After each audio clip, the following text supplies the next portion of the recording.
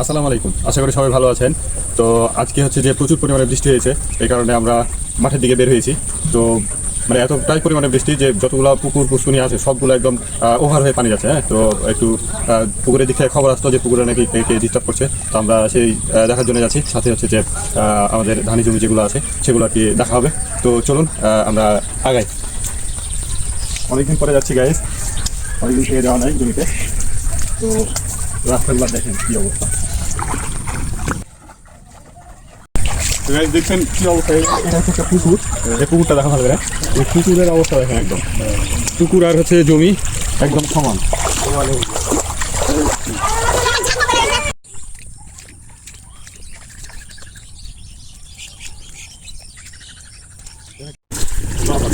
পানি কি অবস্থা, একদম সব সারা হয়ে গেছে।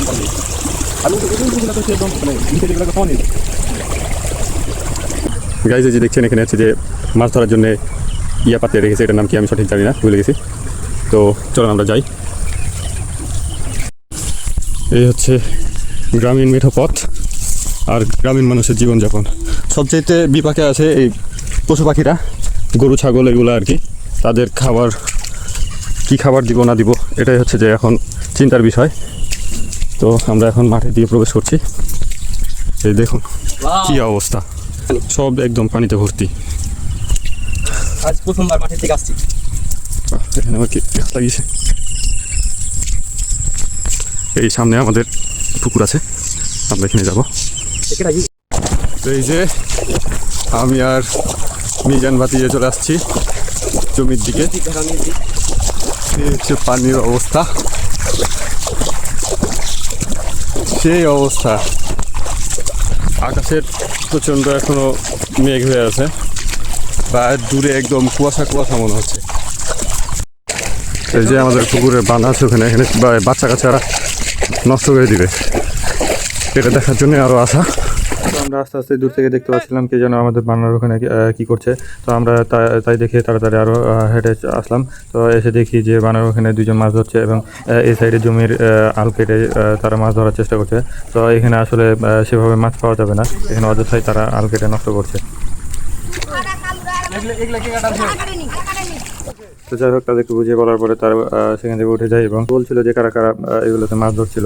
তো যাই হোক, আমরা ওদিক থেকে বানার দিকে চলে আসলাম। বানার দিকে এসে দেখছি যে বানার পানি ঠিকভাবে বেরোচ্ছে কিনা।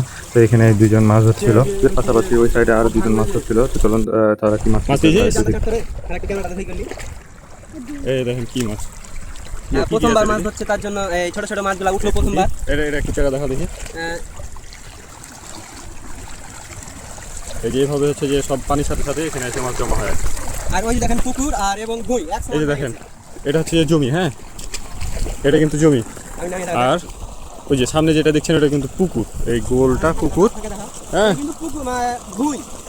প্রচুর পরিমাণে পানি।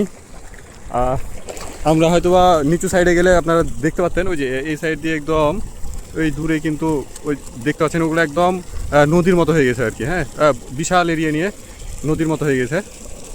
তো আমরা ওই সাইডে এখন যাব না। হ্যাঁ, আমাদের এগুলোতে যা কাজ আছে সেগুলো আমরা করবো এখন। এই যে এখানে আরও কিছু ছেলে পেলে মাছ ধরছে। এই যে এখানে হচ্ছে যে একটা, এটাকে কি বলে, এটাকে কি বলে? হ্যাঁ, বানা জাল, নেট জাল দিয়ে কীভাবে ঘিরে রেখেছে। তো এই যে এদের এখানে অনেকগুলো মাছ পেয়েছে। দেখি দেখি দেখি দেখি এই যে দেখেন এখানে হচ্ছে যে চিংড়ি মাছ, পুঁটি মাছ, ডারকা মাছ, অনেক ধরনের মাছ পাওয়া গেছে। আপনারা কারা কারা এই মাছগুলো ছিলেন অবশ্যই কমেন্ট করে জানাবেন। আর এই যে হচ্ছে পুকুরের বানা, এটাকে বলে। এই দিক দিয়ে না, এখানে হচ্ছে যে এই যে সাইড দিয়ে একটা খাদ আছে। হ্যাঁ, তো এই খাদটা বন্ধ করে দিতে হবে। এটাকে বলে বানা। তো এই বানা দিয়ে কি পানি বের হয়, আর কিন্তু এটা দিয়ে হচ্ছে যে মাছ বের হতে পারে না। হ্যাঁ, তো এই সাইডে বানা, এই সাইডে একটা কিন্তু বড় ফাঁকা আছে যেদিক দিয়ে মাছ চলে যেতে পারে। হ্যাঁ, তো আমি এখন এটাকে একটু শক্ত মাছ দিয়ে বন্ধ করে দিব। ঠিক আছে, প্রথমে আমি এই যে কালু ভাই, আমাদের বিখ্যাত কালু ভাই আসছে। কিয়ামতের আলামত খুলতে এত পানি জীবন হয়নি।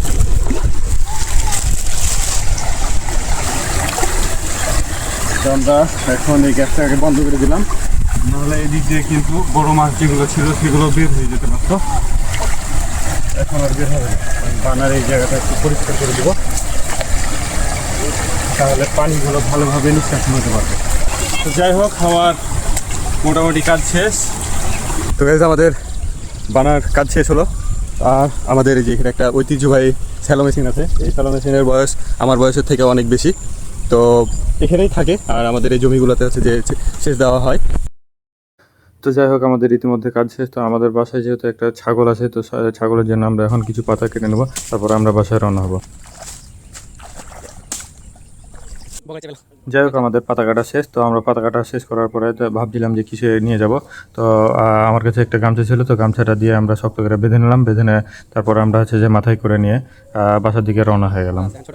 তো ভিডিওটা আজকে এই পর্যন্তই। যদি ভালো লাগে অবশ্যই লাইক কমেন্ট করে মতামত জানাবেন। আর পরবর্তী কোনো ভিডিও আসা পর্যন্ত আপনারা সবাই সুস্থ থাকেন, ভালো থাকেন। আল্লাহ হাফেজ।